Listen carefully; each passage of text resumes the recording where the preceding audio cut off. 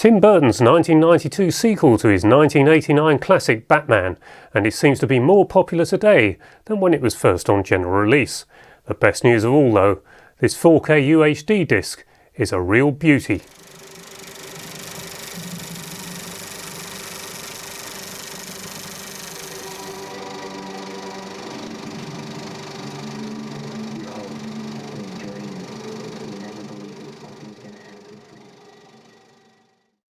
At the time that Batman Returns was made in 1992, the expectation of studios was that a sequel would take around a third less at the box office than its predecessor, and in this regard, Batman Returns must have been a bit of a disappointment because that 1989 Batman was a huge success. There are varying reports of what the estimated budget really was of the 1989 film, and it seems to vary from around $35 million up to $48 million. But with a worldwide gross of $411 million, we can easily see that it took around 10 times that original budget at the box office. Batman Returns had an estimated budget of $80 million and took $267 million at the worldwide box office, so came up a little short, and after the huge success of the 1989 film, this maybe explains why Tim Burton and some others didn't return for the third film, Batman Forever. Both films were shot on 35mm, with Batman Returns also utilising VistaVision for special effects work. That usually ensures there is no perceptible loss of quality when live action and special effects are optically composited together, but that is not always the case in this film, and on a couple of occasions there is a significant drop-off in quality. Having said that, the definition of this 4K transfer is so good that it's possibly enhancing any minor flaws in the picture and showing things up like we've never seen them before. Now, I would think only 35mm master prints would have rivaled this 4K for quality before now, and even then a master print would have been put into huge cinemas and blown up on enormous screens, so the definition then would have been lost on that enormous screen a little, and not when you shrink it down onto a television or a little home cinema screen as we have here. I did see Batman Returns in the cinema, but I have little recollection of it other than I was disappointed, but that's possibly because it was a sequel to that great 1989 film and I wanted so much more. I wanted to see the development of Batman and we didn't really get it, and that's one of the flaws I feel with this film.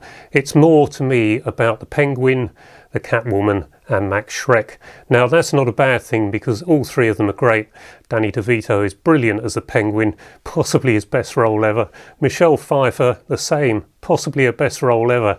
And that catsuit, but the performance, just her delivery of some of the lines is so good when she comes along and says meow. And Christopher Walken as Max Schreck, I don't think they really used him to his fullest potential, but what I would have liked to have seen in this film, looking at it all these years later, is actually the Penguin left for a separate film, and this one to focus on the Catwoman and Max Schreck, with Max Schreck being the baddie trying to rip off Gotham City, and Michelle Pfeiffer maybe being an ally of Batman, but is she a villain? And that could have led to some great drama because she could have betrayed him at just the right moment and led to a great climax in the film where is she going to assist Batman or isn't she? Now, I did show the original comic in one of my Batman film review videos previously, where Selina Kyle, who is Catwoman, and Bruce Wayne, who is Batman, do in fact get married. And that's the story that I would have liked to have seen. I think it could have been really dramatic and you really would have got behind both those characters. But I think with this one, Batman Returns, I think the filmmakers, once again with a superhero film, have been looking to outdo themselves with a sequel, and they introduced too many villains, too many characters, and it was a problem with Spider-Man 3. I felt there were too many villains and too many characters in that. It's the same thing with Batman Returns, and I can understand why it's done, but in this case I would have preferred something a bit simpler. Both films have an aspect ratio of 1:85:1 and now come with Dolby Atmos sound. I watched both films 5.1 in here and both sounded rather good to me. I hadn't looked into Batman Returns before now, and I didn't know that it hadn't been shot at Pinewood Studios, and that possibly explains why so much of it to me looks like it's shot at a studio, and indeed it was Warner Brothers and Universal Studios, and that's not an impression I ever had with the 1989 film, which seems to have a much bigger scale, more people, and there seems to be more space for the Batmobile to streak around the town. Now, in order to check this, I put the 4K and the Blu-ray in fact on my telly lovely to look at it, and it does look more real on there. So it's a size thing. I don't think we were ever supposed to see Batman Returns in this quality on a small home cinema screen, but indeed you can see that things are not quite as real as they should be on that home screen. Not so bad on a television, but now I've mentioned the Blu-ray, the 4K is so much better than the Blu-ray, and I'm not exactly sure what it is, but it's an immediate perceptible difference, and it may all just be down to HDR yet again. There's a close-up of the Catwoman, and I know we shouldn't really talk about close-ups when we're talking about picture quality. It should always be the distance, how sharp is it? And if you look into the distance of these, of characters in the distance, you will see that even though it's only 35mm, you can see the detail on their faces. But this close-up of the Catwoman, where she first appears to scratch a baddie across his face rather nastily, she does this close-up, and it's just amazing to look at. You know you're looking at something special. But as I said earlier, just very little perceptible film grain, and that does make me a little suspicious these days, because we do now know, we've been told by so many people in the know, that digital noise reduction is applied to the image on every disc release we get. So how much has been applied to this, I don't know, but there is more perceptible grain on the 1989 film. It has an overall warmer look, the lighting is better, the sets are better, everything about the making of that just looks better, and it somehow has an overall better impression. So it's going to be interesting to find out what others think, because this film is now much more highly regarded than when it was first on general release. Now, I did a full review of the 4K of the 1989 Batman about 18 months ago, and that has generated a lot of discussion, and the most common comment that comes in, there is too much teal in Batman. Well, I think they're possibly referring to the 1992 sequel Batman Returns, because there's too much penguin in that one. A lot of the time the penguins are real, but some of them are Stan Winston animatronics, others have got little people in them, and the whole combination really does make for a realistic effect. But I've looked everywhere for teal in Batman. There's teal in my book of British birds, but I can't find him anywhere. So I wonder if they're referring to the green around the eye. So I think what they're referring to is perhaps a green or a blue tint in some scenes in the 1989 Batman. And I've looked at it in detail on numerous occasions in here since, and I can't see any evidence of this.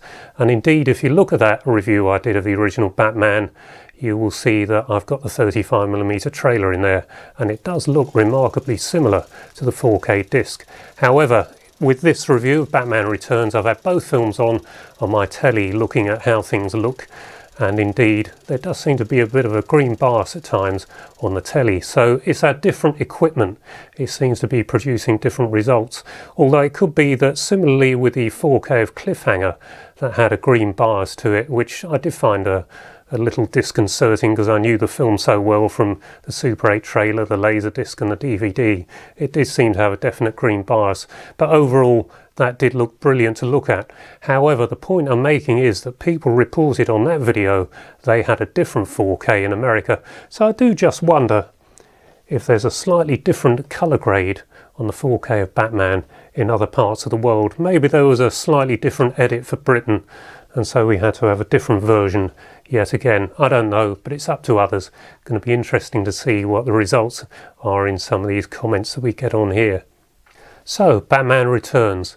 It's a dark film, it's got some dark humour, there's some great elements, there's some great scenes in it, and I can see why so many people love it.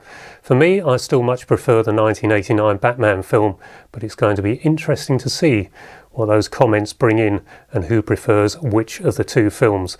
Probably they're both great films, and if you think Batman Returns is one of the best 4Ks in your collection, I will say to you that it's going to be one of the best 35mm in your collection. Take a look at some of the 70mm and the VistaVisions and the like to see the difference, and if you can't see the difference, it's the size differential. The bigger your screen, the easier it is to discern which is better than another. Anyway, I hope you enjoyed this video. If you did, please give it a like and perhaps consider subscribing, so I'll be encouraged to carry on creating content like this again in the future. Until the next video, bye bye for now.